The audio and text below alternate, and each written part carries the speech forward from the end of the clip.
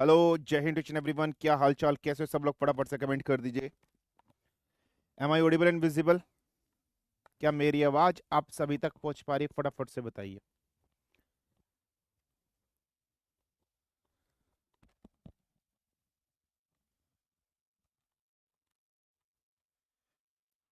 क्या हाल चाल?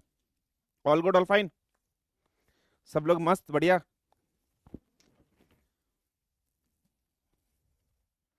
आवाज सुनाई दिखाई पड़ रही है मेरी? बहुत बढ़िया।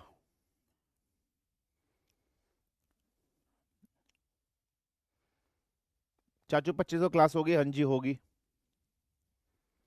बिल्कुल क्लास होगी 25 तारीख में, कोई छुट्टी नहीं है। या तो आ जाती है, चाची हमारी प्यारी है, क्लास कर ले, नहीं तो उठा के पटकूंगा, मारता ही चला जाऊंगा। ठीक है, बहुत बढ़िया। वॉइस स्लो है। हाँ, पिट के आया हूँ ना आज, तो आवाज कम ही आएगी। आज कुटाई हुई है मेरी, तो आवाज कम ही आएगी। जिस दिन मेरी कुटाई नहीं होगी उस दिन तो में आवाज ज्यादा आती है। समझ जाया करो, थोड़ी समझदारी दिखाया करो।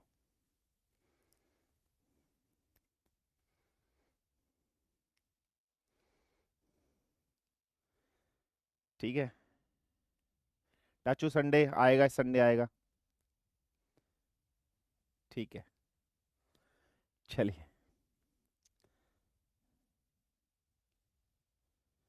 मैंने आपको चाचू साथ रेस्टोरेंट में देखा था। ठीक है। नो, थोड़ी वॉइस बढ़ा दो। मैंने आपको संडे के दिन चाची के साथ रेस्टोरेंट में देखा था? चल बे, कुछ भी बकवास कर रहा है। कौन से रेस्टोरेंट में देखा था बे? नाम बता, रेस्टोरेंट का नाम बता। You are totally liar sir जी।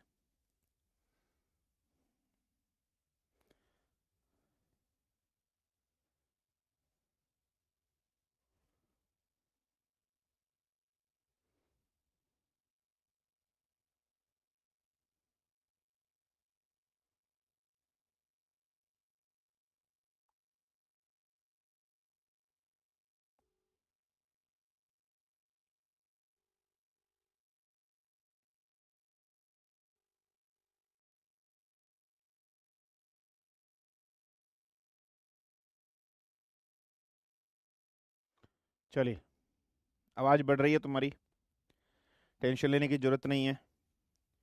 किसी भी बालक बालिका को कोई भी दिक्कत लेने की जरूरत नहीं है, क्योंकि हम आ चुके हैं आज की क्लास के अंदर।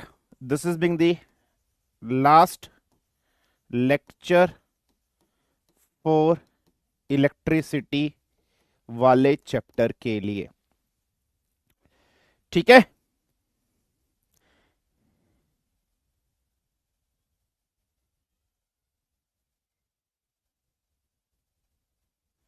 सर आप कौन से डब्बे पे गए थे? डब्बा कौन सा?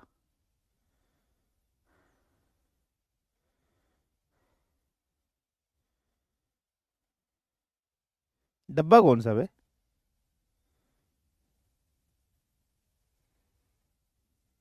सर कब तक लाइव क्लास चलेगा?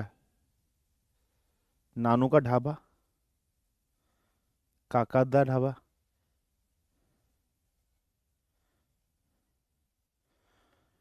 पढ़ाई करते हैं। Last lecture for electricity. हम लोग यहाँ पर डिस्कशन करेंगे एक बहुत important topic, combination of cells in series and parallel. ठीक है, हेडिंग डाल लीजिए, combinations of cells in series and parallel. Series और पैरेलल में सेल्स के कॉम्बिनेशंस किस तरीके से बनते हैं, ये सब चीज हमें आज की क्लास के अंदर कवर करना है। थोड़ा बहुत आज की क्लास के अंदर हम लोग वोल्ट मीटर के बारे में डिस्कशन करेंगे, हम लोग एमीटर के बारे में डिस्कशन करेंगे, फाइन है। और थोड़ी बहुत कुछ इंपॉर्टेंट सी चीज मैं आपको बता दूंगा, जैसे एक दो डिवाइस के बारे में हम लोग पढ़ेंगे। What is rectifier, what is inverter, in device के बारे में भी हम लोग डिस्कशन करेंगे, तब जाकर आपका ये इलेक्ट्रिसिटी वाला चैप्टर हो जाएगा खत्म। इसके बाद हम लोग नया चैप्टर स्टार्ट करेंगे, that is being the electrostatics. Electrostatics वाले चैप्टर के अंदर हम लोग कैपेसिटर के बारे में पढ़ेंगे। इलेक्ट्रोस्टैटिक्स चैप्टर के अंदर हम लोग बहुत सारी चीजें डिस्कशन करेंगे। फाइन है। So without wasting of any time let's start, let's begin. आज के लेक्चर को स्टार्ट कर रहे हो, तुम्हारी बोलती मैं कर रहा हूं बंद। फाइन है। सो तुम सबकी बोलती कर रहा हूं मैं बंद। हेडिंग डाल लीजिए कॉम्बिनेशंस ऑफ सेल, या हेडिंग डाल लीजिए कॉम्बिनेशंस इन सेल। सेल्स के अंदर कॉम्बिनेशंस किस तरीके से बनते हैं, और कॉम्बिनेशन दोनों टाइप के होंगे, सीरीज कॉम्बिनेशन भी होगा एंड साथ ही साथ अगर हम लोग बात कर रहे हैं तो पैरेलल कॉम्बिनेशंस भी आपको दिखाई देगा।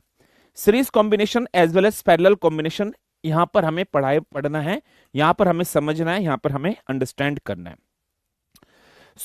सबसे पहले अगर मैं सेल के बारे में बात करता हूं, तो हम किसी भी सेल का जैसे स्ट्रक्चर ड्रॉ करते हैं वो स्ट्रक्चर ऐसा होता है। लेकिन हम सब जानते हैं सेल के अंदर दो चीज होती है। सेल के अंदर एक चीज होती है ईएमएफ, जिसको हम लोग ई से डिनोट करते हैं, और सेल के अंदर एक चीज होती है जिसको हम लोग बोलते हैं इंटरनल रेजिस्टेंस, जिसको हम लोग स्मॉल आर से डिनोट करते हैं। कहने का मतलब अगर मैं सर्किट को थोड़ा सा मॉडिफाइड करूं तो इस सर्किट का diagram is something like that, इस तरीके से बनेगा। यहां स्मॉल आर, यहां पर ईएमएफ ई आपकी एग्जिस्ट कर जाएगी। समझ में आता है? सिंपल सा सर्किट ऐसे बनेगा। अब सबसे पहले हम लोग पढ़ लेते हैं सीरीज कॉम्बिनेशंस की, हम लोग डिस्कशन कर लेते हैं कि भाई सीरीज कॉम्बिनेशंस में क्या क्या चीजें होंगी, हमसे क्या क्या चीज पूछी जाएगी। जैसे मान लीजिए यहां पर एक सेल है, उसका एक इंटरनल रेजिस्टेंस है E1 R1। फाइन है। इसके साथ यहां पर एक और मैंने लगा दिया, मतलब इसी तरीके से आप समझ लीजिए एक सेल मैंने और लगा दिया जिसका इंटरनल रेजिस्टेंस इस तरीके से, दो सेल मैंने लगा दिए। मतलब ये सारी के सारी सेल्स जो हैं एक ही कॉमन पॉइंट पर इस तरीके से मीट हो रही है, मिल रही हैं। इस पॉइंट को बोल दीजिए ए, इस पॉइंट को बोल दीजिए बी, इस पॉइंट को बोल दीजिए सी। इसकी ईएमएफ मान लीजिए E2, इसका रेजिस्टेंस मान लीजिए R2 है। ठीक है। अगर मैं यहां से सिर्फ ए बी के लिए, है ना, मतलब ए बी के अक्रॉस जो वोल्टेज है, यहां पर जो वोल्टेज है वो वोल्टेज है VAB, है ना। फाइन है। इसके अक्रॉस जो वोल्टेज है वो VAB है। इसके अक्रॉस जो वोल्टेज है बेटा वो कौन सी है? VBC है। यस और नो? हाँ जी। फाइन है, VBC वोल्टेज है।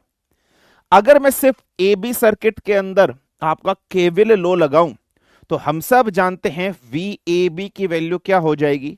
E1 माइनस ऑफ, ठीक है, E1 minus of I into R1, है ना। E1 minus of I into R1।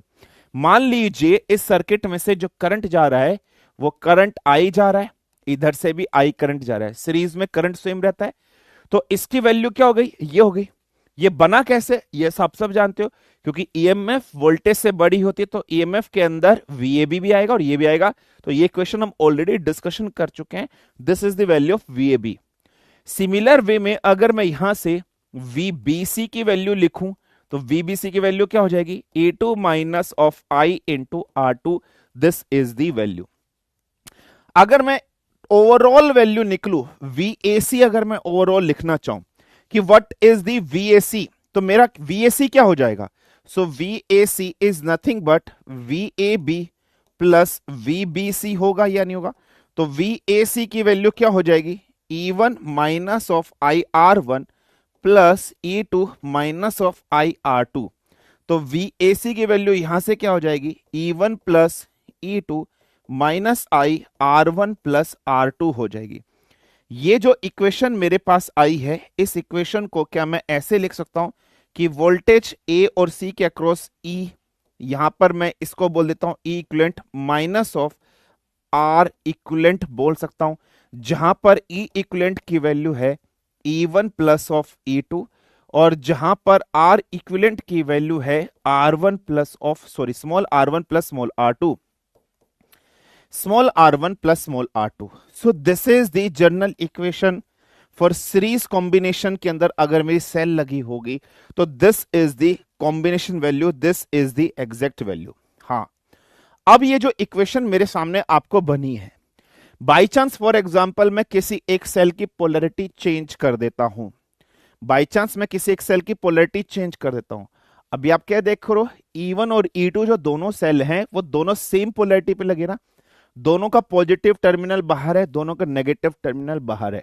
अगर मैं एक की भी पोलरिटी चेंज कर दूंगा, फॉर एग्जाम्पल E2 की पोलरिटी चेंज कर दूं, इसका माइनस इधर कर दो प्लस इधर कर दो, तो E2 की वैल्यू क्या हो जाएगी, माइनस हो जाएगी। तो उस टाइम पे इक्विवेलेंट की वैल्यू क्या हो जाएगी, E1 माइनस ऑफ E2 हो जाएगी। समझ में आया या नहीं है? अगर मेरे पास n नंबर ऑफ सेल्स है तो यहां पर इक्विवेलेंट की वैल्यू क्या हो जाएगी, अगर मेरे पास, अगर मैं यहां नोट बनाकर लिखूं, फॉर एग्जाम्पल आप समझना, नोट बनाकर अगर मैं ऐसे लिखूं, if n number of cells, n number of cells are present, अगर मेरे पास n number of cells are present है तो E इक्विवेलेंट की वैल्यू क्या हो जाएगी, E1 plus E2 plus E3 plus and so on हो जाएगी या नहीं हो जाएगी, है ना। बट अगर फॉर एग्जाम्पल मैं ये बोल लेता हूं सपोज, ठीक है, मैं कह रहा हूं suppose the polarity, suppose the polarity of E2 is changed, अगर आपने E2 की पोलैरिटी को चेंज कर दिया है, मतलब माइनस को इधर कर दिया प्लस को इधर कर दिया, तो E2 नेगेटिव हो जाएगा। तो ऐसी कंडीशन में हमारा इक्विवेलेंट की वैल्यू क्या हो जाएगी, E1 minus of E2 plus E3 plus and so on. मतलब जिसकी पोलैरिटी आप चेंज करोगे उसको माइनस कर दोगे, बाकी सबको पॉजिटिव रखोगे। तो पोलैरिटी के हिसाब से आप इसको कंडीशंस को वेरीज कर सकते हो या आप बना सकते हो। This is the formula for finding out the potential difference. ये किसका फॉर्मूला है, पोटेंशियल डिफरेंस फाइंड करने का। जब आपकी सेल सीरीज कनेक्शन में होंगी तो टोटल जो भी ईएमएफ होगा उसको प्लस कर दीजिए, और जो टोटल इंटरनल रेजिस्टेंस होंगे उनको प्लस कर दीजिए, और टोटल इंटरनल रेजिस्टेंस से जो करंट जा रहा है उससे आप मल्टीप्लाई करके माइनस कर दीजिए। सिंपल सा है, कुछ नहीं है। This is the first things जो आपको सीरीज कॉम्बिनेशंस में याद रखनी है। कोई प्रॉब्लम, कोई समस्या, कोई दिक्कत किसी बच्चे को फटाफट से बताइए। बेसिक सी चीज है, यहां तक समझ में आ जाना चाहिए, फटाफट से मुझे बताइए। क्लियर है, डन है,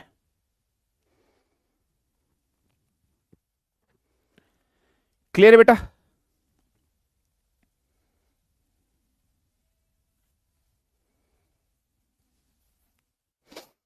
क्लियर,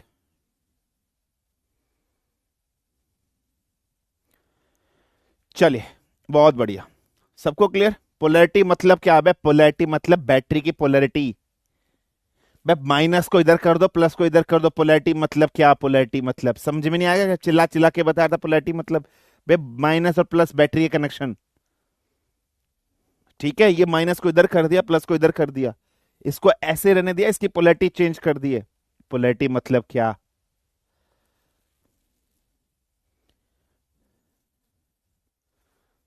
ठीक है, क्लियर है? कोई प्रॉब्लम, कोई समस्या, कोई दिक्कत? सो मेरे 12th के बाद फिजिक्स ऑनर्स है, ठीक है, क्लियर है? सर चैप्टर के लेक्चर नहीं देख पाया, बैकलॉग है, क्लियर करके समझ लूंगा, ठीक है, डन है। चलिए नेक्स्ट हेडिंग डाल लीजिए, पैरेलल कनेक्शंस। हेडिंग डाल लीजिए, अगर हमारे पास पैरेलल कनेक्शन हो तो हम कैसे करेंगे क्वेश्चन को सॉल्व। एक डायग्राम बनाते हैं, ठीक है,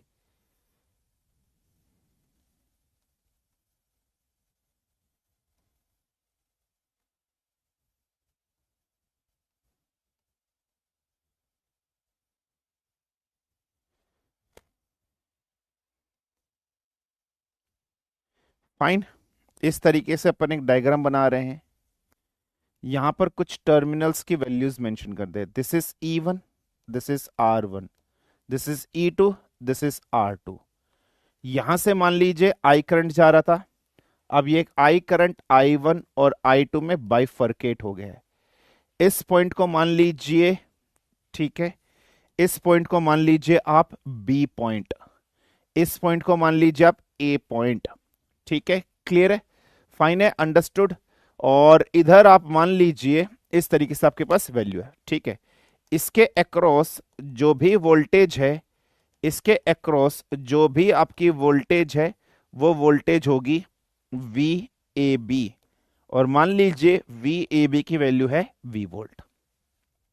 मान लीजिए वी ए बी की वैल्यू कितनी गिवन है बेटा, वी वोल्ट आपको यहां पर गिवन है। सिंपल सा पॉइंट है, सिंपल सी कंडीशन है जो आपको समझनी है।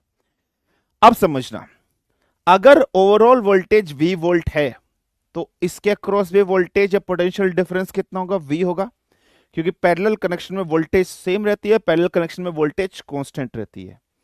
तो इसके अक्रॉस भी वोल्टेज ड्रॉप कितना होगा बेटा, वी होगा, पोटेंशियल डिफरेंस, क्योंकि पैरेलल में सेम रहता है। इसमें करंट जा रहा है I2, इसमें करंट जा रहा है I1। क्लियर। अगर मैं इक्वेशन लिखना चाहूं तो मैं इक्वेशन कैसे लिखूंगा, V इज इक्वल टू, इसमें क्या है बेटा, E1 करंट जा रहा है या नहीं जा रहा है, बिल्कुल जा रहा है। E1 करंट जा रहा है तो E1 माइनस I1 R1, ये फर्स्ट के लिए कंडीशन बन जाएगी, इसके लिए फर्स्ट के लिए कंडीशन, क्योंकि वोल्टेज ड्रॉप यही है। ऐसी अगर मैं बात करूं, V is equal to E2 माइनस I2 और R2, ये मेरी दूसरी इक्वेशन बन जाएगी। फाइन है। अब मैं यहां से लिखता हूं फ्रॉम फर्स्ट इक्वेशन से अगर मुझे करंट की वैल्यू निकालनी है, सो मेरी करंट की वैल्यू क्या हो जाएगी, E1 minus V upon R1 is equal to I1। This is the value of current. इसको मैं बोल देता हूं इक्वेशन नंबर 3। इससे मैंने करंट की वैल्यू निकाल ली। सिमिलर वे में अगर मैं बात कर रहा हूं फ्रॉम सेकंड से मुझे क्या मिल जाएगा, E2 minus V upon R2 is equal to I2। This is the value of current, और इस इक्वेशन को मैं बोल दूंगा फोर्थ इक्वेशन। I1 की वैल्यू पता चल गई और I2 की वैल्यू पता चल गई। हम सब क्या देख रहे हैं कि I जो करंट है वो I1 प्लस I2 है। सिंस अगर हम I करंट की बात करें तो वो है I1 प्लस ऑफ I2 है। कहने का मतलब हमें चीज क्या फाइंड करनी है, जैसे पिछले क्वेश्चन में हमने E इक्विवेलेंट फाइंड करा था और R इक्विवेलेंट फाइंड करा था, वो ही हमें फाइंड करना है। हमारा एम क्या है, E इक्विवेलेंट और R इक्विवेलेंट फाइंड करने का। तो ये दोनों वैल्यू यहां पुट कर लेते हैं। तो I की वैल्यू क्या हो जाएगी, E1 minus V upon R1 plus E2 minus V upon R2। E वाली टर्म्स को एक साथ ले जाइए और V वाली टर्म्स को एक साथ ले जाइए। अगर मैं यहां से बात करूं तो I की वैल्यू क्या आ गई है, E1 upon R1 plus E2 upon R2। Yes और नो, क्लियर है। और अगर यहां से बात करें minus V upon R1 minus V upon R2 हो गया।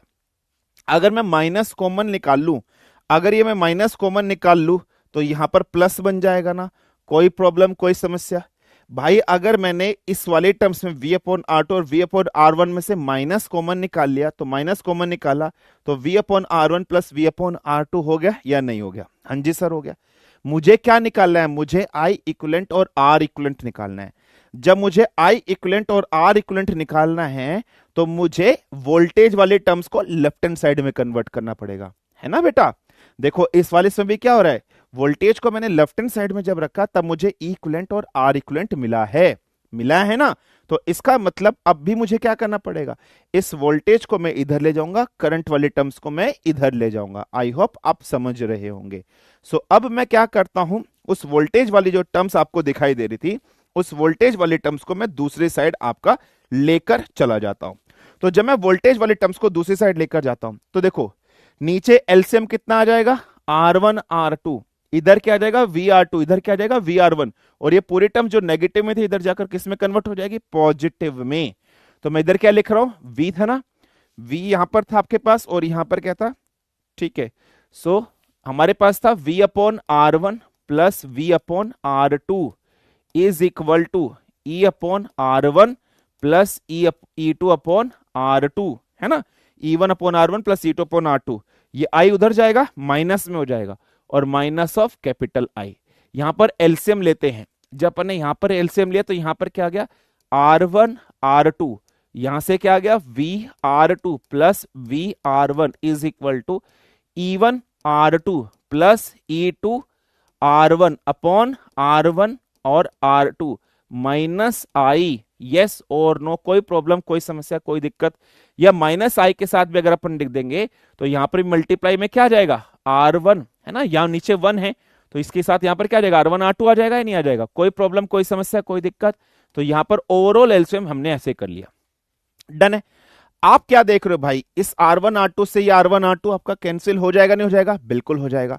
आपने इधर क्या देखा, V आपका कॉमन आ गया, इधर R1 प्लस ऑफ R2 आ गया, is equal to E1R2 plus E2R1 minus I R1R2 आपके पास आ गया। ये R1R2 को नीचे ले जाइए तो यहां से वोल्टेज की वैल्यू क्या आ गई है, E1R2 plus E2R1 divided by R1 plus R2 minus I R1R2 divided by R1 plus of R2। यही फॉर्मूला आपके पास बनकर सामने आ गया है। ये फॉर्मूला आपके पास बनकर सामने आ गया है या नहीं आ गया? बिल्कुल आ गया। अब मुझे बताओ इधर से E इक्विवेलेंट की वैल्यू क्या हो गई है? सो इधर से E इक्विवेलेंट की वैल्यू हो गई है E1R2 plus E2R1 divided by R1 plus R2। और अगर मैं R इक्विवेलेंट की बात करूं तो R इक्विवेलेंट की वैल्यू क्या हो गई है, R1R2 divided by R1 plus of R2। बस यही फॉर्मूला आपको याद रखना है। This is the equivalent voltage, है ना, या equivalent EMF in parallel connection, equivalent resistance in parallel connection. आप डायरेक्ट इस फॉर्मूले को याद कर लो, डेरिवेशन वेरिएशन याद करने की जरूरत नहीं है। हमें मेनली ये चाहिए पैरेलल कॉम्बिनेशन के अंदर फाइनल इक्वेशन कौन सी बनेगी, ये बनेगी। आप बस इस रिजल्ट को याद रख लो, इक्विवेलेंट क्या है और आर इक्विवेलेंट यहां पर क्या है। कोई प्रॉब्लम, कोई समस्या, कोई दिक्कत किसी बालक बालिका को फटाफट से मुझे बताइए। डन है, अंडरस्टूड है, फटाफट से मुझे बताइए। Got it?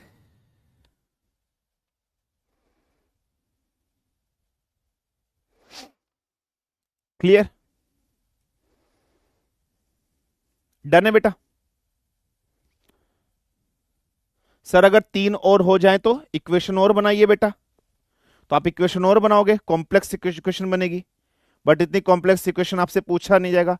3 अगर आप बनाओगे तो उसमें पैरेलल कॉम्बिनेशन बहुत सारे बनेंगे, वो भी मैं आपको बताऊंगा। ठीक है, फाइन है, क्लियर है। पॉजिटिव होगा सर, क्या पॉजिटिव होगा, कहां पॉजिटिव होगा, क्या पॉजिटिव होगा बे, क्या पॉजिटिव होगा? सर इसमें पोलैरिटी चेंज होगी। हाँ, अगर पोलैरिटी चेंज कराओ, जिसकी पोलैरिटी, अगर E2 की पोलैरिटी चेंज कर दिया तो E2 वाली को माइनस कर दोगे। ठीक है, क्लियर है बेटा?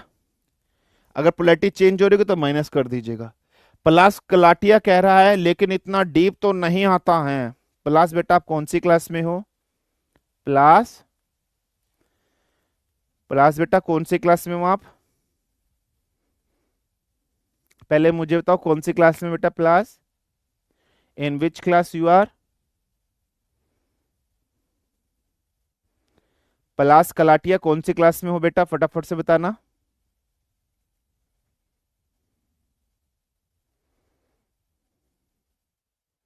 कमेंट सेक्शन देके बताना बेटा। प्लस से पूछ रहा हूं, प्लस ही आंसर देगा सिर्फ। फिजिक्स वाला सर जी, प्लस कलाटिया क्लास पूछ रहा हूं मैं। 11th में हो, 12th में हो बेटा, किस में वो पूछ रहा हूं, किस में हो, मैं वो क्लास पूछ रहा हूं बेटा। फिजिक्स वाला is not a class. I am just asking in which class you are. 11th class में हो या 12th क्लास में हो बेटा, मैं ये पूछ रहा हूँ। फटाफट से कमेंट सेक्शन में आंसर दीजिए। क्लास से पूछ रहा हूँ, टाइम वेस्ट मत करो, फटाफट से आंसर दो भाई। कौन सी क्लास में हो? ड्रॉपर होना बेटा, पीसीएम से ड्रॉपर होना। 12th क्लास पढ़ी है ना बेटा, ये 12th क्लास का सिलेबस है। ठीक है,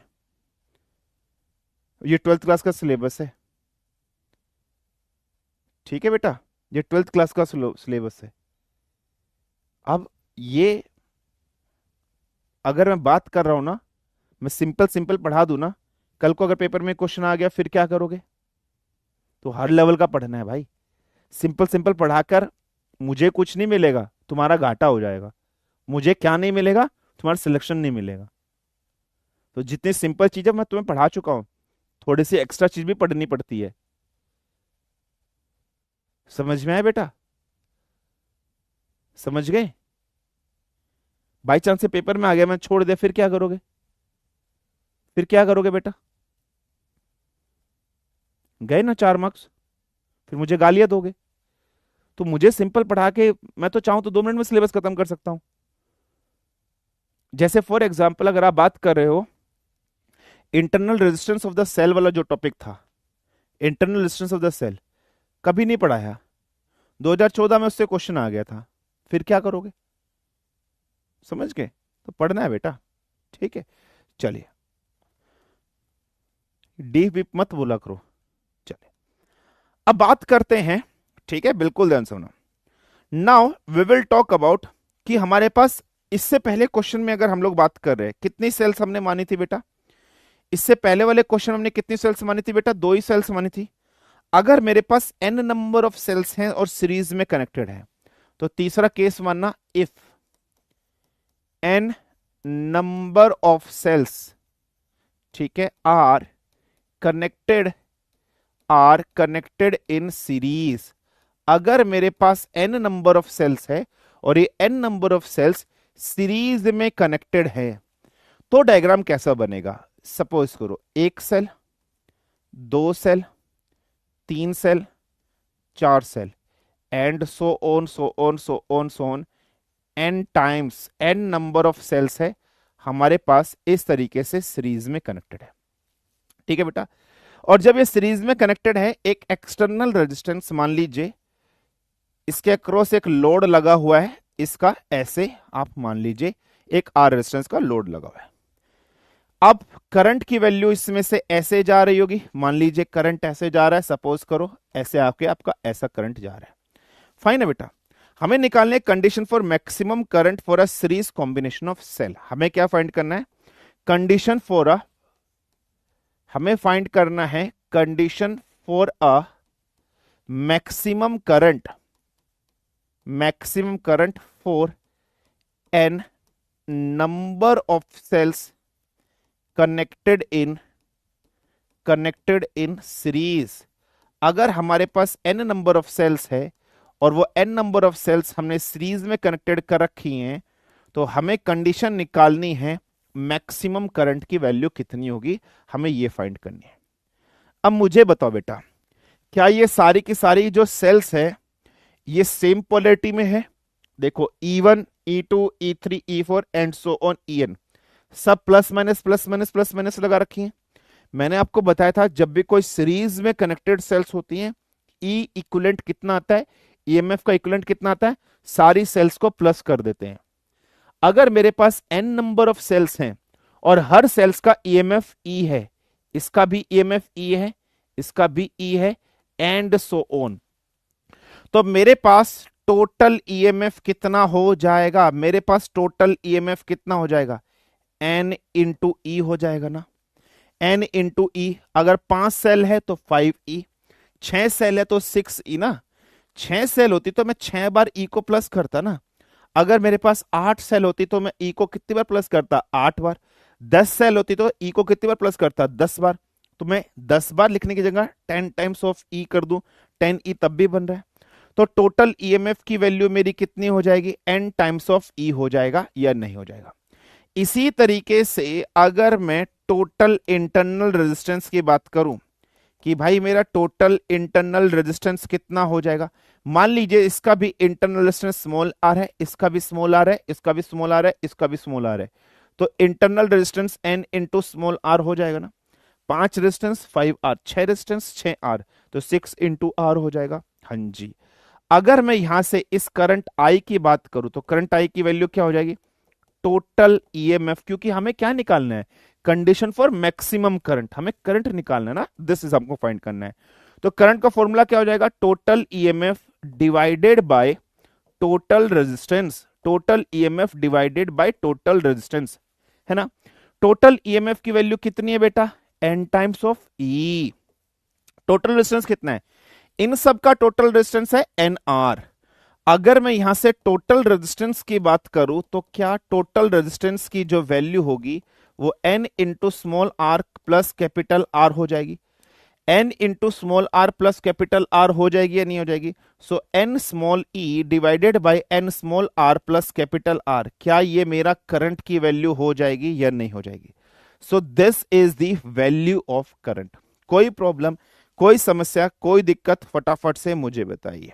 ठीक है, क्लियर है, फाइन है, कोई प्रॉब्लम, कोई समस्या, कोई दिक्कत, फटाफट से। अब मुझे बताइए, जब एक्सटर्नल रेजिस्टेंस बहुत ज्यादा हाई रेजिस्टेंस का होगा, ठीक है, इंटरनल रेजिस्टेंस से, और सेल आपकी कनेक्टेड होंगी, तो करंट मैक्सिमम होगा या नहीं होगा?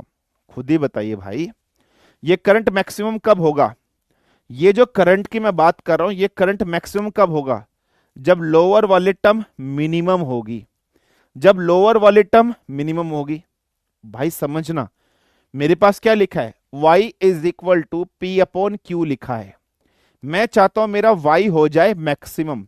मेरा y मैक्सिमम कब होगा? जब मेरा q क्या हो जाएगा? मिनिमम हो जाएगा।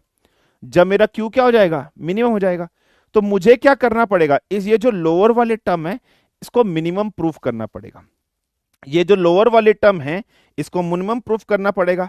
तो कहने का मतलब मेरा जो एक्सटर्नल रेजिस्टेंस है वो बहुत ज्यादा हो जाए इंटरनल रेजिस्टेंस से, और सेल आपके किस में कनेक्टेड हो जाए? सीरीज में हो जाए, तब आपका आ जाएगा। तो आप क्या बोलोगे, करंट इसके लिए मैक्सिमम कब होगा? तो आप बोलोगे करंट इसके लिए मैक्सिमम होगा when capital R is more than, ठीक है, more than small r and connected in series, and connected in series. Yes और नो?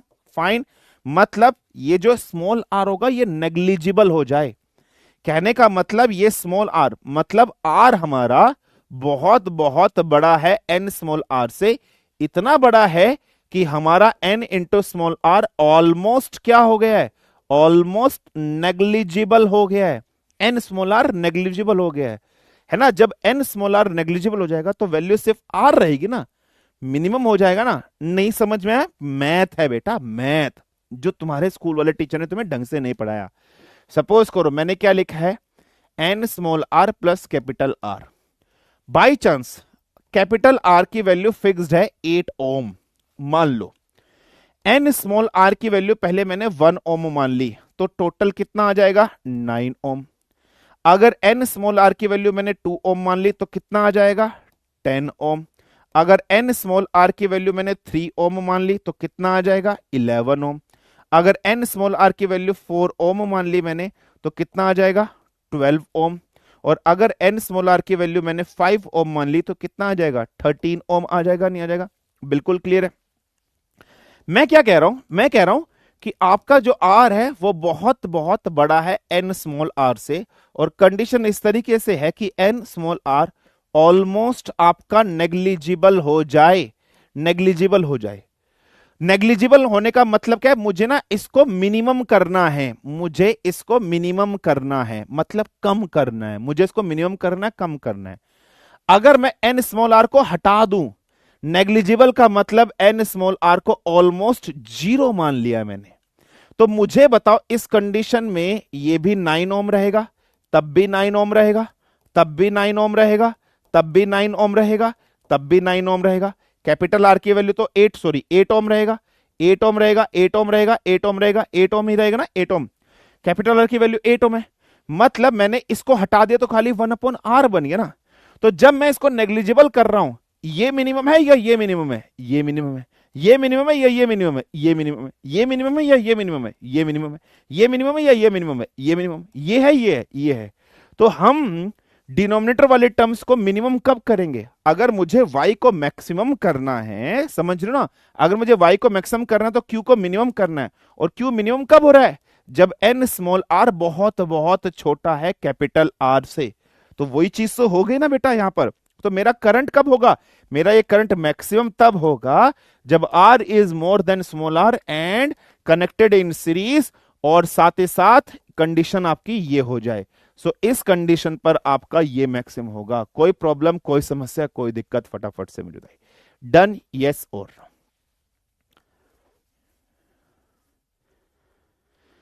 समझ में आया नहीं है? गॉट इट और नॉट? क्लियर?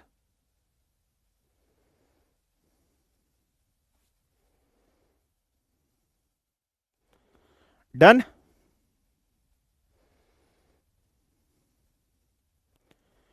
क्लियर, डन, ठीक है, फाइन, चलिए, बहुत बढ़िया।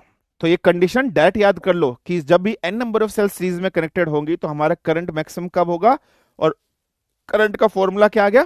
पेपर में डैट क्वेश्चन आ सकता है, न्यूमेरिकल भी आ सकता है बेटा, पेपर में ना न्यूमेरिकल भी डैट आ सकता है। न्यूमेरिकल कैसा आएगा, आपको ना सर्किट ऐसे दे रखा होगा, बोलेगा इसमें करंट की वैल्यू निकालो, अभी मैं कराऊंगा भी क्वेश्चन। तो करंट की वैल्यू क्या होगी, n E divided by n small r plus capital R. Fine है, ये फॉर्मूले न्यूमेरिकल भी बनेंगे यहां से, अंडरस्टूड। चलो बहुत बढ़िया, आगे बढ़ते हैं, ठीक है, आगे बढ़ते हैं अपन। Now coming to the next.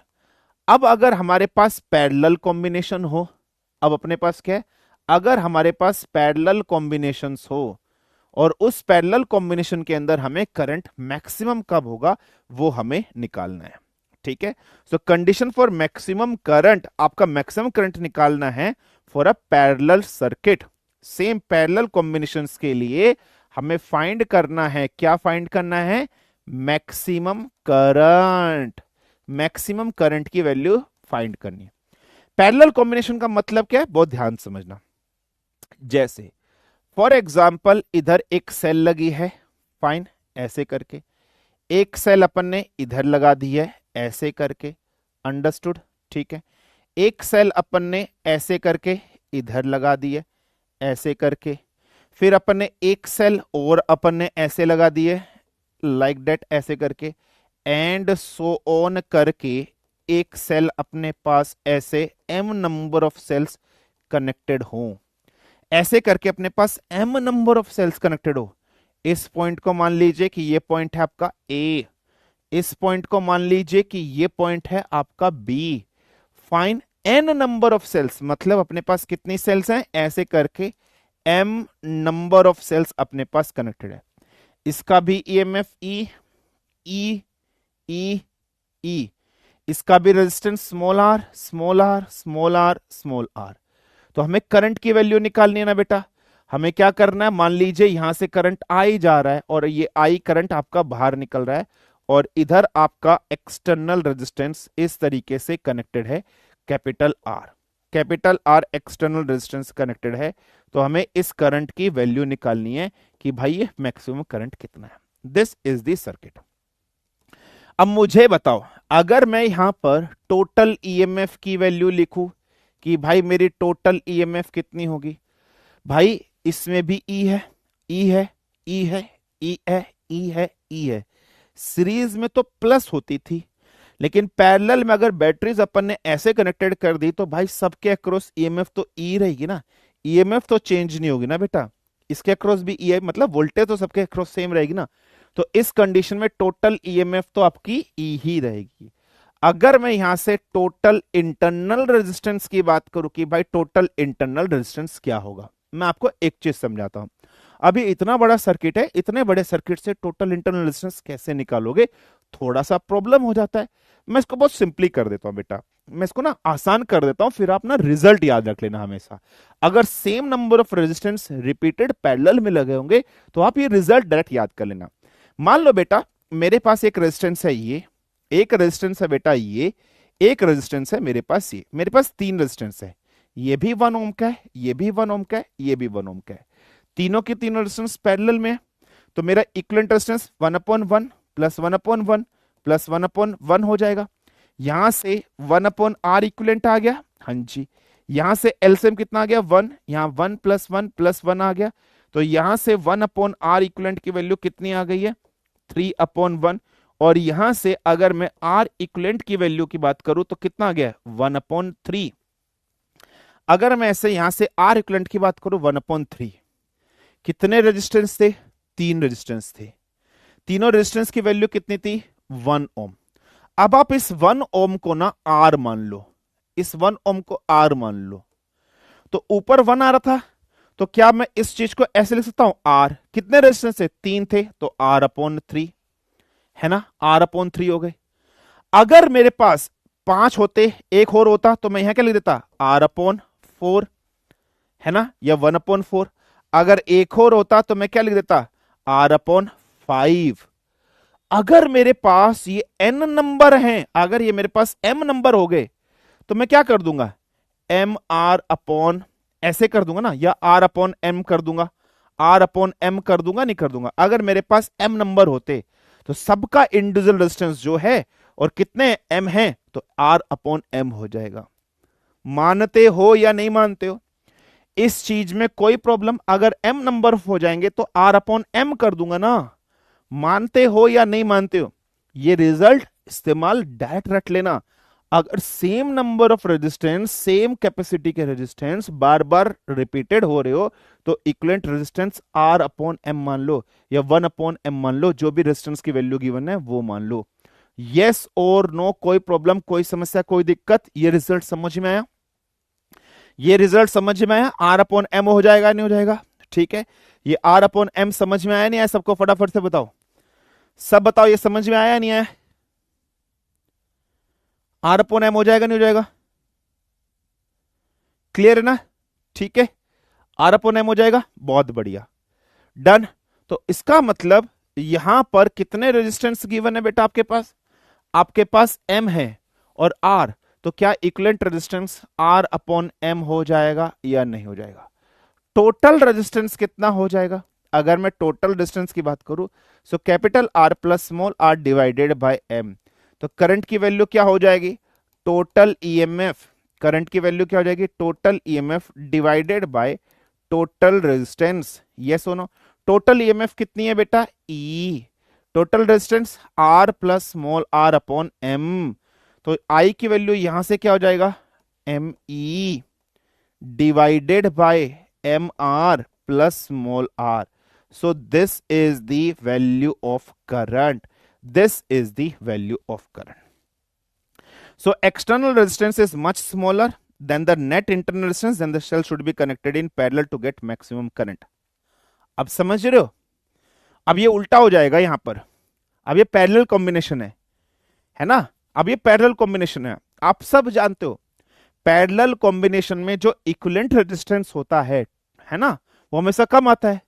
तो सीरीज में तो हमें बढ़ा रहे थे, तो यहां पर उल्टा हो जाएगा ना, मैक्सिमम करंट करने के लिए सीरीज का उल्टा हो जाएगा ना। तुमने खुद देखा होगा, तुम्हें याद होगा कि सीरीज कनेक्शन में जब ये ऐड करते थे तो रेजिस्टेंस बढ़ता था, पैरेलल कॉम्बिनेशन रेजिस्टेंस घटता था। तो मैक्सिमम करंट के लिए कंडीशन क्या होने चाहिए? जो एक्सटर्नल रेजिस्टेंस है वो आपका बहुत बहुत छोटा होना चाहिए इससे, and connected in parallel, and connected in parallel होना चाहिए। तो this is the correct answer. So maximum current की कंडीशन ये हो जाएगी पैरेलल कॉम्बिनेशन में, और फॉर्मूला बस आपने डायरेक्ट ये याद रखना है। कोई प्रॉब्लम, कोई समस्या? सीरीज का उल्टा, बस अपोजिट, और कुछ नहीं है। गॉट इट और नॉट? क्लियर?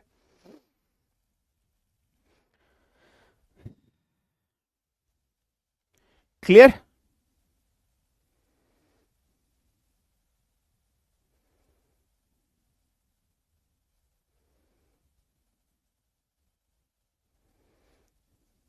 डन?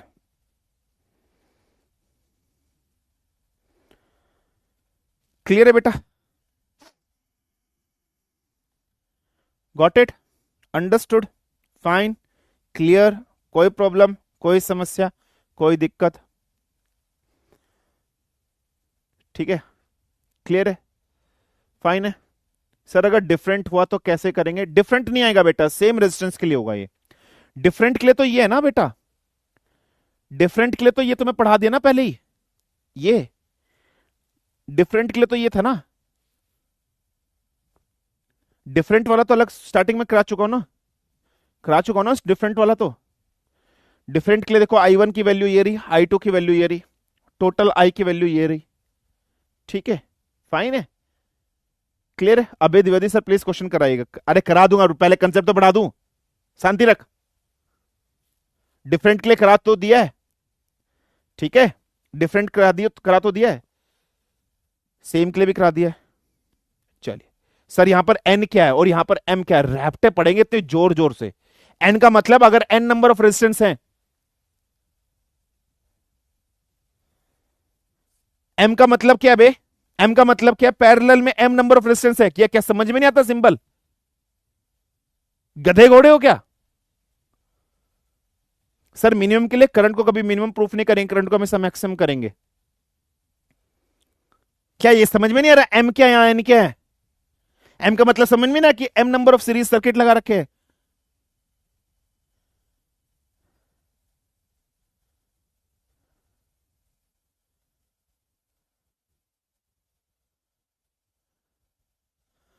ठीक है, गधे ऐसे क्वेश्चन पूछ रहे हो।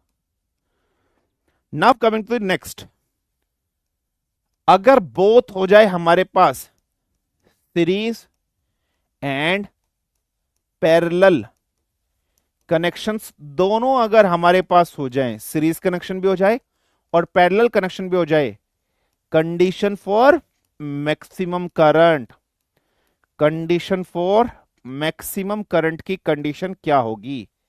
अब देखो, सबसे पहले डायग्राम बनाओ, सबसे पहले डायग्राम बनाओ। चलो let's draw.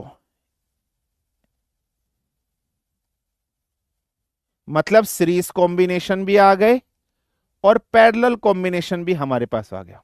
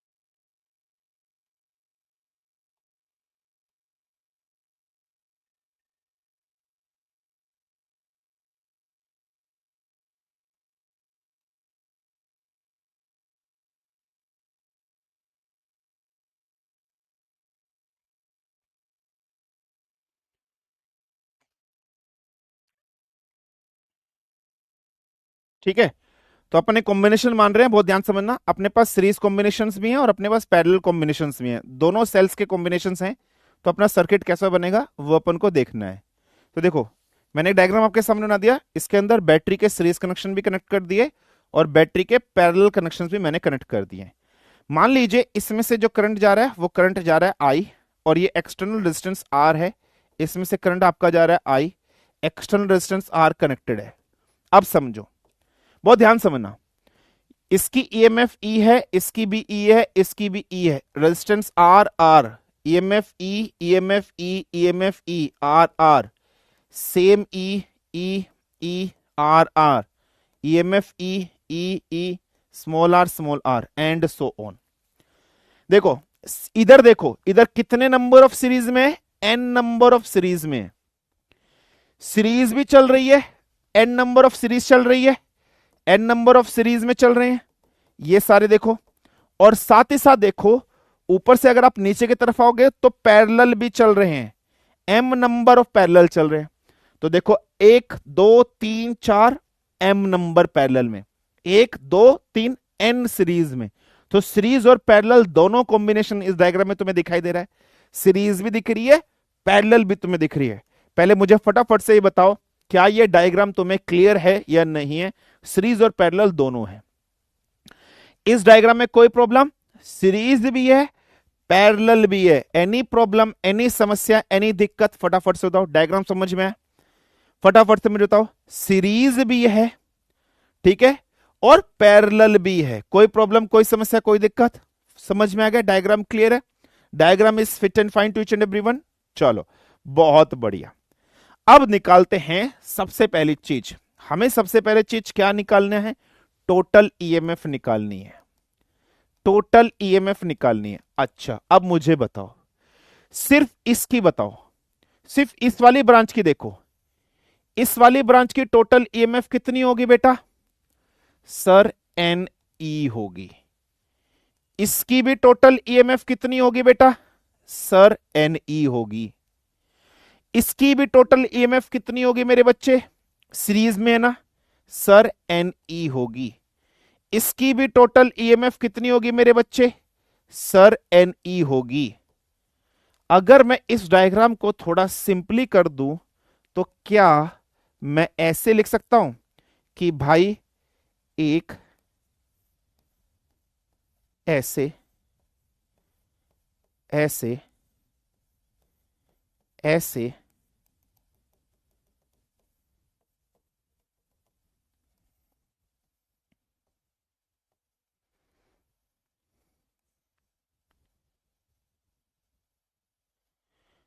N small E N small E N small E N small E up till M terms, ये एम टर्म्स तक जा रहा है, ये कैपिटल आर है, इसमें से करंट आई जा रहा है। इस सर्किट को सिंपली करके मैंने ये बना दिया n E n E n E n E n E n E n E n E. तो पैरेलल में कितनी हो जाएगी, मुझे फटाफट से बताओ। So what would be the parallel EMF? So parallel में टोटल ईएमएफ कितनी हो जाएगी भाई, n E n E n E n E n E, तो इसके अक्रॉस भी एन ई रहेगी, तो टोटल ईएमएफ एन ई ही रहेगी या नहीं रहेगी, भले ही आप पैरेलल में जा रहे हो चाहे भले ही आप सीरीज में जा रहे हो। ये चीज समझ में आई या नहीं आई, फटाफट से बताओ, बहुत से बच्चे यहां कंफ्यूज हो जाते हैं। इसको हटाकर n E n E n E n E up till m जा रहा है, तो पैरेलल में टोटल एन ई ही रहेगी या नहीं रहेगी, कोई प्रॉब्लम? एम एन कहां से आ गया भाई, एम कहां से आ गया? अबे जब इससे पिछले वाले सर्किट में तुमने किया था,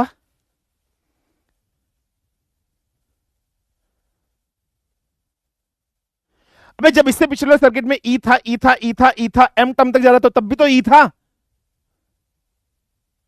एम कहां से आ जाएगा?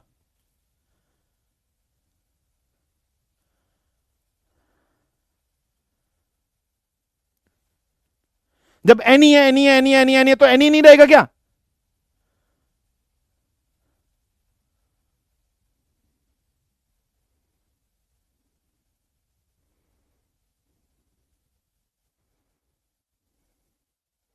हाँ या ना?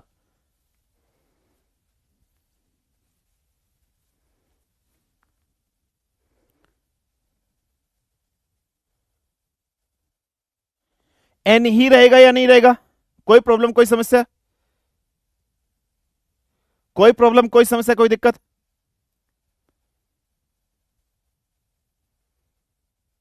ठीक है।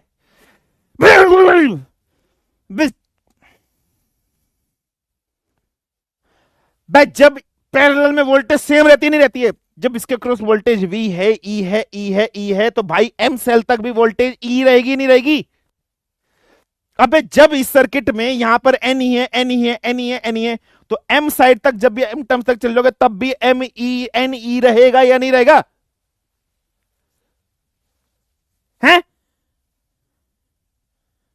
गधे कहीं के।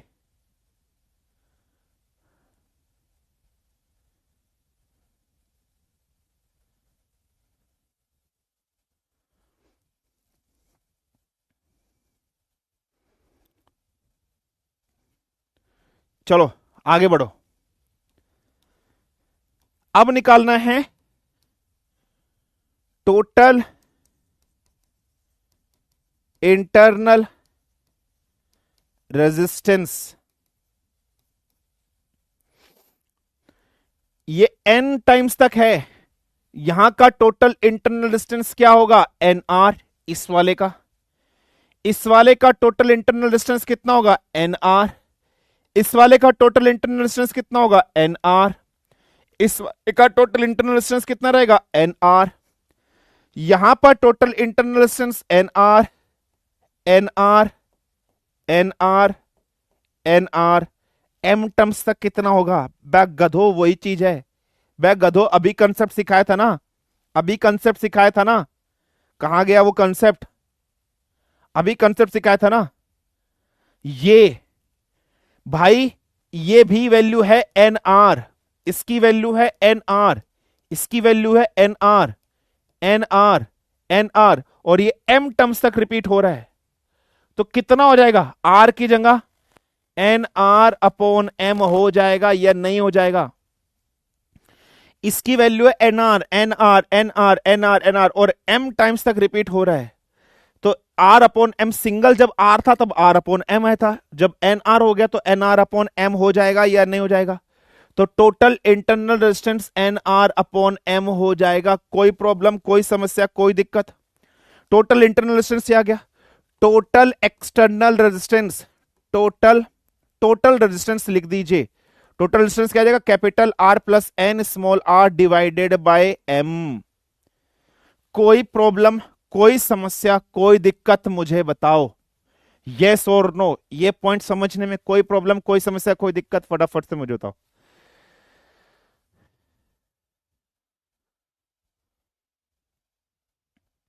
यस और नो, कोई प्रॉब्लम, कोई समस्या, कोई दिक्कत? बताओ।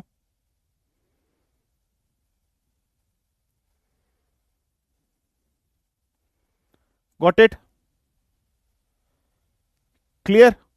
चलिए, बस अब करंट की वैल्यू निकालनी है। तो अब करंट का फॉर्मूला क्या आ जाएगा? So current is equal to total EMF divided by total resistance. Current is equal to total EMF कितना है? N E. टोटल रेजिस्टेंस कितना है? Capital R plus N small are divided by m. हाँ या ना? यस और no? हाँ जी। यहां से आई की वैल्यू क्या आ गई है?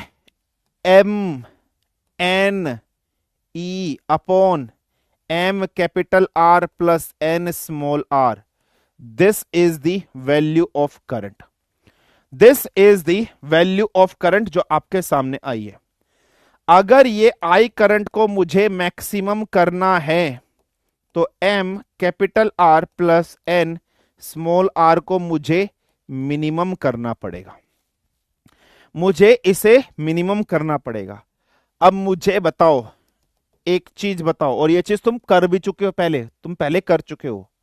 क्या मैं इस m capital R plus N small r को रूट ऑफ एम का whole square plus root of N small are का होल स्क्वायर लिख सकता हूं?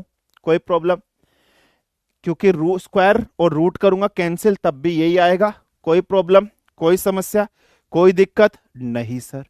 मैं क्या करता हूं, मैं रूट एम आर का whole square plus root n r का होल स्क्वायर, इसमें प्लस कर देता हूं 2 under root M r under root N small r, और जितना प्लस किया है उतना ही मैं माइनस कर देता हूं।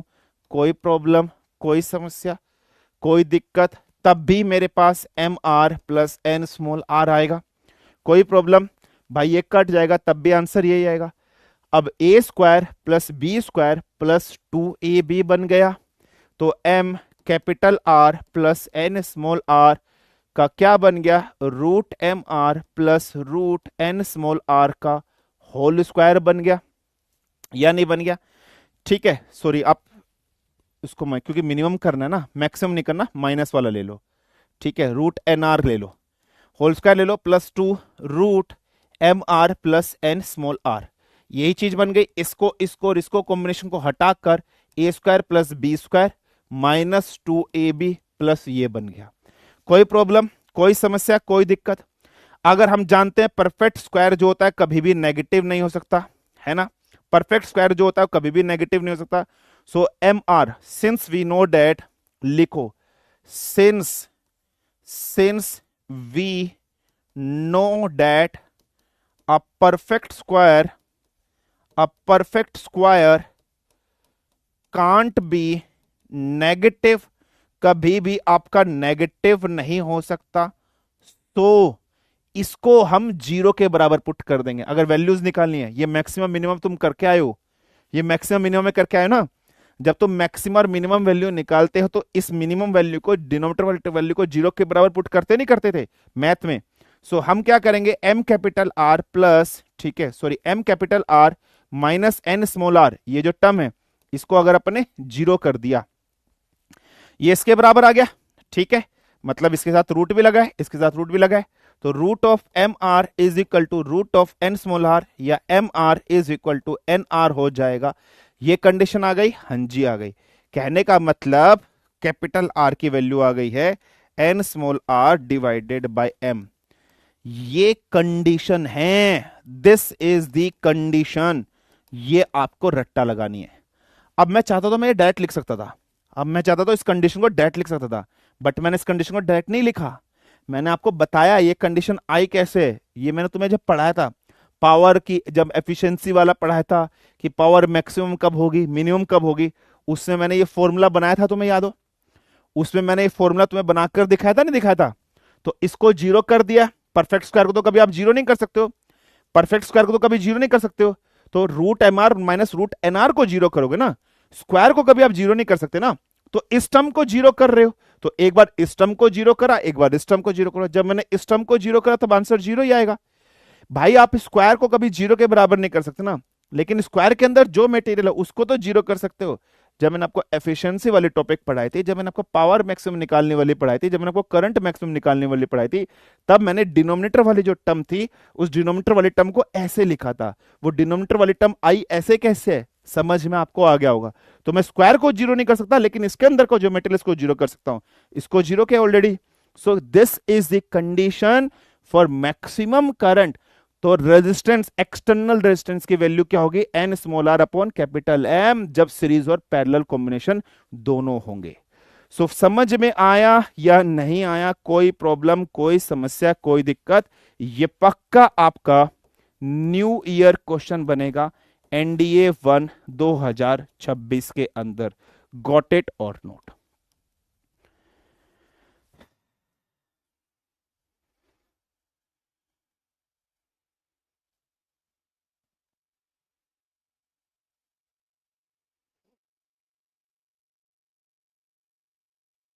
क्लियर? मुकेश या कह रहा बाउंसर, अतुल सोरारी कह रहा है बाउंसर। पढ़ता ना होगा, पढ़ना लिखना तो आता नहीं होगा। ठीक है। आई मैक्सिमम कब होगा? आई मैक्सिमम तब होगा जब एक्सटर्नल रेजिस्टेंस की वैल्यू ये होगी। सो this is the maximum value of current. क्या बाउंसर जा रहा है भाई? ये मैथमेटिक्स है, मैथमेटिक्स नहीं आती सिंपल करनी? क्या भाई सिंपल मैथमेटिक्स है, सिंपल नहीं आती? इससे पता चला ट्वेल्थ में तेरा जो मैथ है वो हिला हुआ है। सर क्वेश्चन क्या आएगा? क्वेश्चन डैट ही आएगा, क्वेश्चन डैट ही आएगा कि for series and parallel combination condition for maximum current. ठीक है, सीरीज एंड, ठीक है, कि सीरीज एंड पैरेलल कॉम्बिनेशन के लिए मैक्सिमम करंट के लिए कंडीशन क्या होनी चाहिए? ऑप्शन तुम्हें डायरेक्ट दिखाई देगा, ये capital R is equal to n small are divided by m. M और एन क्या है इसमें? अभय द्विवेदी कह रहा है।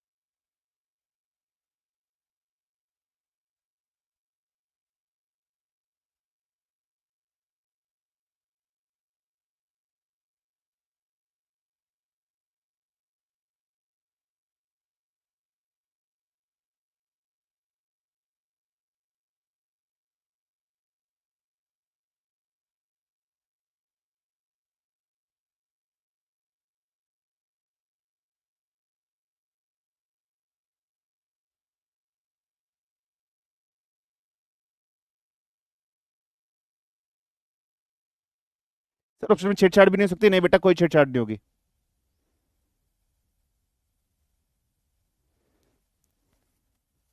भाई एम का मतलब पैरेलल में, एम कनेक्शन पैरेलल में है। एन का मतलब सीरीज में, एन कनेक्शन सीरीज में भाई। We can say that when load distance is equivalent to R equivalent then current is maximum. हाँ कह सकते हो, कह सकते हो। लोड रेजिस्टेंस इज ऑलमोस्ट, मतलब अगर एक सर्किट है, एक ही सीरीज में एक ही पैरेलल में है, तो capital R is equal to small r हो जाएगा, है ना? तब आपका पैरेलल हो जाएगा, है ना? अगर एन की वैल्यू भी एक है, एम की वैल्यू भी एक है, तो ऐसा हो जाएगा। या आपसे क्वेश्चन पता है कैसे दे सकता है? क्वेश्चन आपसे से दे देगा, इफ ठीक है। If two cells are connected in series, question ऐसे दे देगा, if two cells are connected in series and in parallel in parallel in parallel three cells are there, ठीक है, ठीक है, and there is a mix combination of both, मतलब series और parallel दोनों कॉम्बिनेशन में है, ठीक है, and internal resistance is small r, then condition for maximum current would be condition for maximum current would be, आपसे ही पूछ रहा है। पहला ऑप्शन गिवन है, capital R is equal to, ठीक है, capital R is equal to 2r/3। दूसरा ऑप्शन है capital R is equal to 3r/2। तीसरा ऑप्शन है capital R is equal to 6r/3। और चौथा ऑप्शन है नन ऑफ द अबव। बताइए क्या आंसर होगा।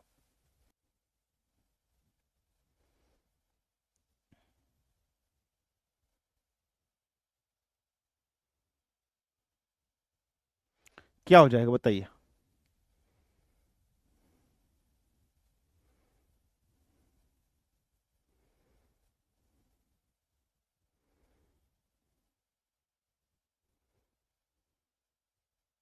बताइए बेटा क्या हो जाएगा।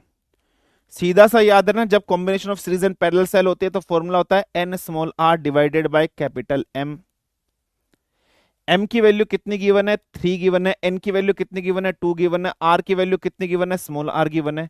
तो external resistance 2r divided by 3 हो गया या नहीं हो गया, कोई प्रॉब्लम। इस टाइप से क्वेश्चन आपसे पूछा जा सकता है कि मैक्सिमम कंडीशन फॉर करंट क्या होगी।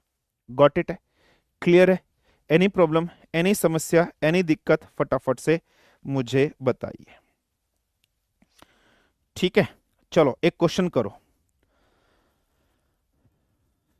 एक क्वेश्चन करो, एक क्वेश्चन आप लोग को दे रहा हूं।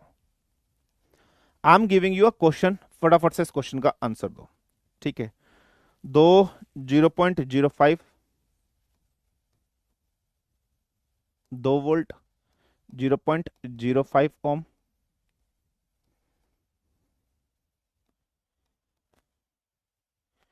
ठीक है, 1.8, 0.7, क्लियर है। और लिखो 1.5 और 1 ओम, 1.5 वोल्ट और 1 ओम, क्लियर है। इस तरीके से एक सर्किट है, एक्सटर्नल रेजिस्टेंस मान लीजिए 4 ओम का है, करंट, चलो ऐसे मैं डायग्राम हटा देता हूं, इस तरीके से है। मुझे करंट की वैल्यू आपको बतानी है कि what is the value of current in this circuit. ठीक है, पहला ऑप्शन है तुम्हारे सामने,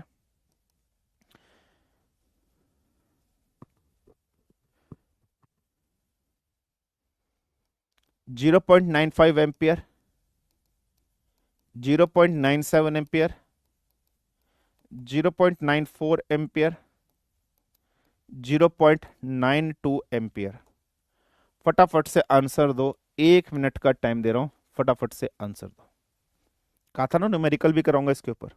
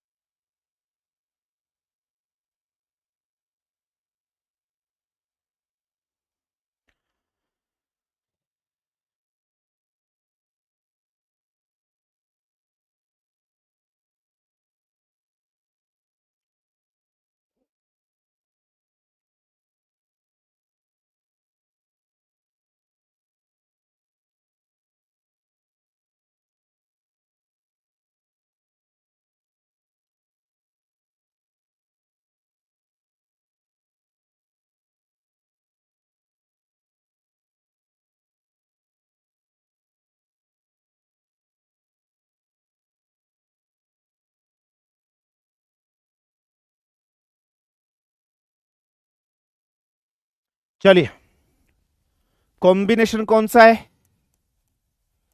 कॉम्बिनेशन कौन सा है? सीरीज कॉम्बिनेशन है। Yes sir. सीरीज कॉम्बिनेशन में आई की वैल्यू क्या होती है? Total EMF divided by total resistance. Since EMF की वैल्यू अलग है तो टोटल ईएमएफ की वैल्यू क्या हो जाएगी? सबकी पोलैरिटी सेम है, किसी की पोलैरिटी डिफरेंट नहीं है, तो पोलैरिटी सेम है तो सबको क्या कर दोगे? प्लस कर दोगे। तो 2 वोल्ट, 3 वोल्ट, 4 वोल्ट, 4.8 और प्लस 0.5, 4.8 प्लस 5, 5.2, 5.3, तो कितना आ जाएगा? 5.3 वोल्ट आ गया। टोटल टोटल रेजिस्टेंस या इंटरनल रेजिस्टेंस की वैल्यू कितनी हो जाएगी? ये वाला प्लस ये वाला प्लस ये, क्योंकि सीरीज में है तो 1.7। ठीक है, 1.7 तो 0.05 ओम प्लस 0.7 ओम प्लस 1, सो 1.7 प्लस ये कितना हो जाएगा? 1.75 ओम। टोटल रेजिस्टेंस कितना हो जाएगा? टोटल रेजिस्टेंस कितना हो जाएगा? 4 प्लस 1.75 ओम, तो 5.75 ओम टोटल रेजिस्टेंस। करंट की वैल्यू क्या हो जाएगी? टोटल ईएमएफ कितना आ रहा है? 5.3 डिवाइडेड बाय 5.75, डिवाइड करना, आंसर आएगा 0.92 ampere. So answer is option number D. ऐसे एक न्यूमेरिकल पेपर में आएंगे।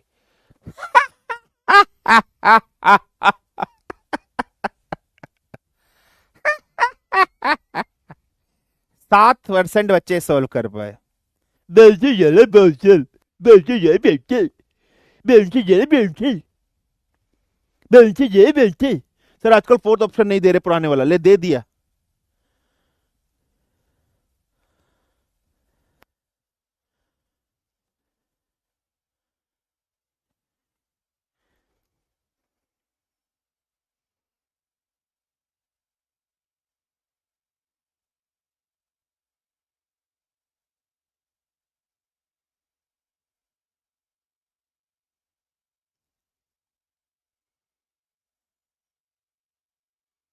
मुकेश क्या कह रहा है? इजी था इसलिए नहीं किया, अभी देता हूँ टफ सा टफ सा। समझ में आया क्वेश्चन? कोई प्रॉब्लम, कोई समस्या, कोई दिक्कत? फटाफट से मुझे बताओ। क्वेश्चन समझ में आया? ठीक है, चलो अभी तुम्हें रुको, अभी तुम्हें दिखाता हूं तुम्हें। Next question, numerical question. ठीक है,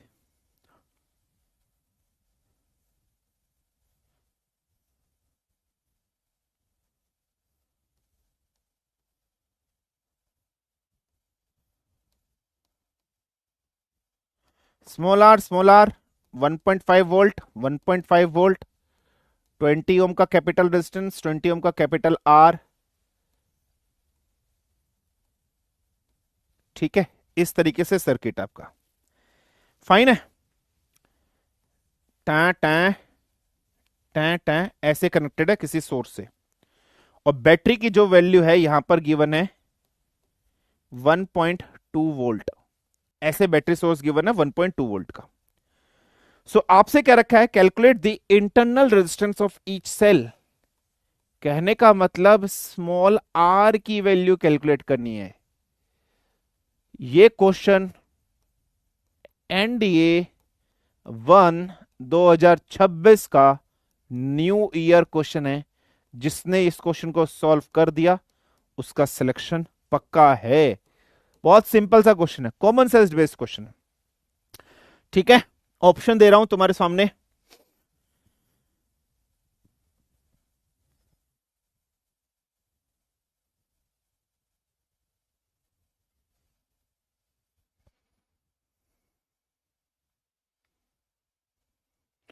पहला ऑप्शन है 5 ओम, 10 ओम, 6 ओम, 8 ओम। पूरा आराम से करो, 1.5 मिनट का टाइम दे रहा हूं, आराम से करो, सॉल्व करो।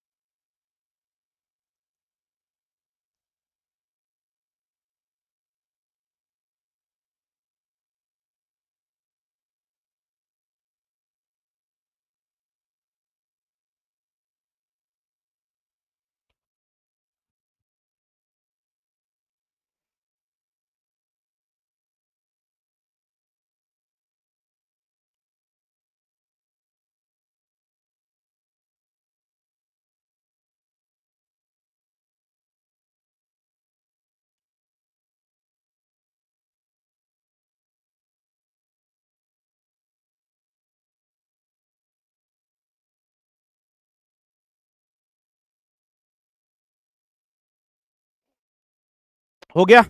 चलो आओ इधर आओ, let's try to solve this question. सबसे पहले ये तुम्हें दोनों किस में दिखाई दे रहे हैं? पैरेलल में दिखाई दे रहे हैं। इन दोनों का पैरेलल कॉम्बिनेशन करोगे तो कितना रेजिस्टेंस बनेगा? 20 गुना 20 डिवाइडेड बाय 40, 0 से 0, 2 1 2 2 ऐसे कर दिया तो कितना आ जाएगा? 10 ओम। सॉल्व करके एक छोटा सा सर्किट बना देता हूं, ये 10 ओम का हो गया। ये 1.5 वोल्ट है, ये भी 1.5 वोल्ट है, पैरेलल में वोल्टेज सेम रहती है, कोई प्रॉब्लम, कोई समस्या, कोई दिक्कत नहीं। ये 1.5 वोल्ट की 1.5 रहेगी। ये स्मॉल रेजिस्टेंस आर है, ये स्मॉल रेजिस्टेंस आर है, तो कितना आता है? आर बाई 2 हो जाएगा ना। आर बाई एम करते थे तो दो सर्किट हैं, दो हैं, एम की वैल्यू 2 है, तो आर बाई 2 आ गया। तो इन दोनों को हटाकर एक छोटा सा internal resistance R by 2 connect कर देता हूं। यहां से अगर मैं बात कर रहा हूं, यहां पर आपके पास एक वोल्टेज सोर्स लगा रखे जिसकी वैल्यू 1.2 वोल्ट की ऐसे गिवन है। सर्किट, इससे सर्किट ये बन गया, यस और नो? इससे सर्किट आपका ये बन गया या नहीं बन गया? बन गया। अगर मुझे यहां से करंट की वैल्यू निकालनी है तो टोटल ईएमएफ है ना, total EMF divided by total resistance. अच्छा, टोटल ईएमएफ कितनी है? 1.5 वोल्ट है ना।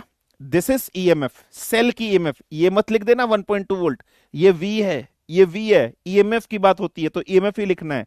तो टोटल ईएमएफ कितनी है? 1.5। टोटल रेजिस्टेंस कितना है? 10 प्लस स्मॉल आर बाई 2, तो 20 प्लस आर, ये कितना हो जाएगा? 3। तो 3 divided by 20 plus R is equal to current की वैल्यू। ये करंट की वैल्यू आपके पास आ गई। 3 divided by 20 plus R current की वैल्यू आ गई। अच्छा, अगर मुझे इस 10 ओम रेजिस्टेंस में कितना करंट जा रहा है, बहुत ध्यान समझना। अगर मैं आपसे बोलूं कि भाई ये जो 10 ओम रेजिस्टेंस है इसमें कितना करंट आपका जा रहा है, वो मुझे कैलकुलेट करना है, तो वो बताइए। तो 10 ओम रेजिस्टेंस में जो करंट जा रहा होगा वो क्या होगा? इस करंट की वैल्यू क्या होगी? करंट इज इक्वल टू इस 10 ओम क्रॉस, ये 10 ओम किसके अक्रॉस लगा हुआ है? इसके अक्रॉस लगा है। ये 10 ओम इस सोर्स के अक्रॉस लगा है ना। तो 10 ओम में करंट की वैल्यू कितनी हो जाएगी? V upon R. V की वैल्यू कितनी है?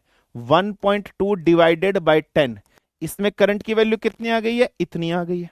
यस और नो? 1.2 divided by 10। तो यहां से एक करंट की वैल्यू क्या आई? 1.2 डिवाइडेड बाय 10। इस इक्वेशन को मान लो सेकंड, इस इक्वेशन को मान लो फर्स्ट। अब आप फर्स्ट और इक्वेशन की लेफ्ट हैंड साइड आपको सेम दिखाई दे रही है या नहीं दिखाई दे रही है? इसकी लेफ्ट हैंड साइड सेम दिखाई दे रही है, राइट हैंड साइड दोनों बराबर हो जाएंगे या नहीं हो जाएंगे? बिल्कुल हो जाएंगे। तो हमारे पास आंसर क्या आ जाएगा? 3 divided by 20 plus R is equal to 1.2 divide by 10 is equal to 1.2 divided by 10। 3 divided by 20 plus R is equal to 12 divided by 100। यहां से क्या आ गया? 300, इधर कितना आ गया? 12 24, 240 प्लस 12 आर, इधर कितना आ गया? 60 is equal to 12 R. R की वैल्यू कितनी आ गई है? 5 ओम। काम खत्म, सिंपल सा क्वेश्चन था। आंसर इज 5 ओम। कोई प्रॉब्लम, कोई समस्या? 22% बच्चे ही सही कर पाए, बाकी सब गधे हैं, नालायक है, निठल्ले हैं, बेशरम है।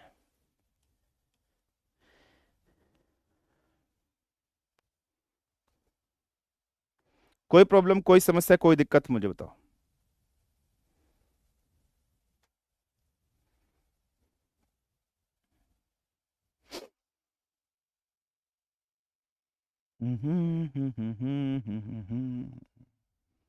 ठीक है, चलिए, got it, clear.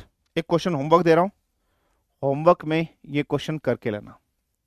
Everybody will do this question, ठीक है, इन होमवर्क।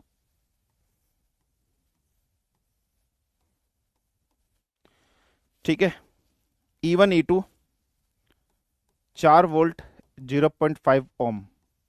E1 E2 की वैल्यू गिवन है 8 वोल्ट और 1 ओम, 8 वोल्ट और 1 ओम। ठीक है, नेक्स्ट 4.5 ओम इधर, 3 ओम इधर, 6 ओम इधर। ठीक है, ऐसे पैरेलल में कनेक्टेड है। फाइन है। आपसे पहली चीज कहता है कि करंट इन दी सर्किट, आपको निकालना है करंट इन दी सर्किट। इस टोटल सर्किट में करंट की वैल्यू कितनी है वो आपको निकालनी है। ऑप्शन भी आपके सामने दे रहा हूं, ठीक है। For example 1 ampere, for example 2 ampere, for example 3 ampere, for example 0.5 ampere.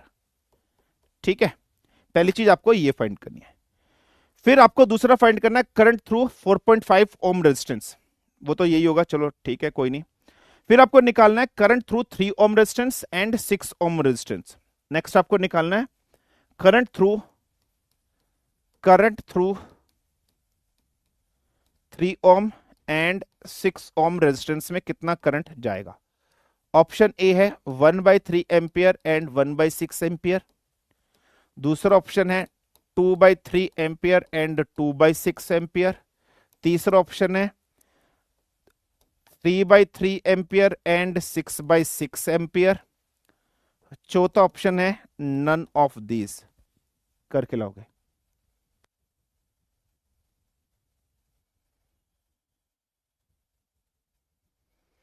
ठीक है, करके लाओगे क्वेश्चन। हिंट देता हूं, पहले टोटल ईएमएफ निकालो, पोलैरिटी अलग अलग है, पोलैरिटी अलग अलग है, इसकी पोलैरिटी अलग है, इसकी पोलैरिटी अलग है, तो इक्विवेलेंट की वैल्यू क्या हो जाएगी, इक्विवेलेंट की वैल्यू क्या हो जाएगी, E1 minus of E2। Equivalent की वैल्यू क्या हो जाएगी, E1 माइनस ऑफ E2। अब आपको क्या निकालना है, स्मॉल r इक्विवेलेंट। ये दोनों सीरीज में कनेक्टेड है ना, सीरीज में, तो ये कितना जाएगा 1.5 ओम। फिर टोटल r टोटल आपको निकालना है, तो 3 और 6 पैरेलल में 18/9 मतलब 2, और ये 2 इन दोनों को सोल्व करने पे 2 आया, 2 इसके साथ सीरीज में चला गया 6.5 है ना, तो 6.5 प्लस 1.5 ओम, तो r टोटल की वैल्यू कितनी हो जाएगी 8 ओम। इक्विवेलेंट की वैल्यू कितनी हो जाएगी 8 minus 4 is equal to 4 volt. E total आपके पास आ जाएगा इतना। करंट की वैल्यू क्या हो जाएगी, E total divided by R total. तो ई टोटल की वैल्यू कितनी है 4, इसकी 8, तो 1/2। आई का वैल्यू मतलब 0.5 एम्पियर। सो करंट की वैल्यू कितनी आ गई, करंट की वैल्यू कितनी आ गई है 0.5 एम्पियर। कोई प्रॉब्लम, कोई समस्या, कोई दिक्कत, कोई प्रॉब्लम, कोई समस्या, कोई दिक्कत। जीरो मतलब इस टोटल सर्किट में 0.5 एम्पियर जा रहा है, तो भाई इसमें से भी 0.5 एम्पियर जा रहा होगा, यस और नो, इसमें से भी 0.5 एम्पियर जा रहा होगा नहीं जा रहा होगा। अगर ये 0.5 एम्पियर है, इसका मतलब यहां से 0.5 एम्पियर जा रहा होगा। मानते हो नहीं मानते हो, 0.5 एम्पियर जा रहा होगा। तो अब मुझे बताओ, सबसे पहले आपको क्या निकालना है, इन दोनों के क्रॉस करंट निकालना है। आपको क्या करना है, इन दोनों के क्रॉस, मतलब यहां जो करंट है इसकी वैल्यू, यहां जो करंट है इसकी वैल्यू। तो इसकी वैल्यू क्या हो जाएगी, मान लीजिए इस करंट को I1 मान लिया, इस करंट को I2 मान लिया। मान लीजिए ये जो करंट है ये I1 है, ये जो करंट है वो I2 है। तो I1 की वैल्यू क्या हो जाएगी V upon R equivalent. Yes और नो, भाई दोनों में बराबर बराबर ही करंट जाएगा ना, मतलब मुझे पहले इन दोनों के क्रॉस वोल्टेज ड्रॉप निकालना है, मुझे पहले इन दोनों के क्रॉस वोल्टेज ड्रॉप निकालना है। इन दोनों का इक्विवेलेंट रेजिस्टेंस तो पता चल जाएगा भाई, 6 और 3 से निकाल लोगे। तो पहले वोल्टेज ड्रॉप निकालो इनके क्रॉस, और फिर करंट की वैल्यू निकालना। ये वाला पार्ट थोड़ा सा ट्रिकी है, ये होमवर्क में करके लाना। ये वाला पार्ट थोड़ा सा ट्रिकी है, ये होमवर्क में करके लाना। दिस इज थोड़ा बहुत ट्रिकी, ये होमवर्क में करके लाना। मैं समझाऊंगा फिर मैं समझाऊंगा क्लास के अंदर, ठीक है। ये वाला पार्ट थोड़ा सा ट्रिकी है, ये होमवर्क में करके लाना। डन है, ठीक है। ये वाला होमवर्क में करके लाना। ये पहले वोल्टेज ड्रॉप निकालो इनके क्रॉस, पहले इनके क्रॉस वोल्टेज ड्रॉप निकालो, फिर करंट की वैल्यू निकलेगी ओम्स लॉ से, ठीक है भाई, फाइन है। चलो